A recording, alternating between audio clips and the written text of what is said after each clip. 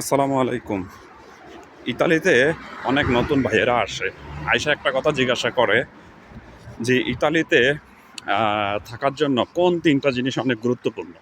আপনাদেরকে আমি আজকে জানাবো কোন ৩টা জিনিস অনেক গুরুত্বপূর্ণ আপনি ইতালিতে থাকতে হলে। ১ নাম্বারে হচ্ছে আপনার ইতালিতে থাকতে হলে ডকুমেন্ট লাগবে। আপনাকে ডকুমেন্টের পিছনে সময় দিতে হবে। যারা অবৈধ আছেন তারা আস্তে, আস্তে বৈধ হইতে থাকবেন। ডকুমেন্ট দরকার। আর যারা বৈধ আসছেন তারা তো বৈধ।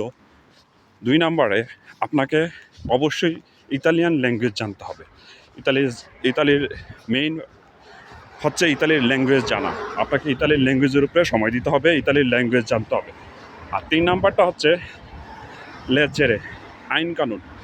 ইতালির ল, আইন-কানুন আপনাকে জানতে হবে এবং মানতে হবে। এই ৩টা জিনিস আপনি জানতে পারলে আপনাকে ইতালি থেকে কেউ দেশ ছাড়া করবে না। আপনি ইতালিতে থাকতে পারবেন, কাজ করতে পারবেন, সুন্দর জীবন করতে পারবেন। ধন্যবাদ সবাইকে।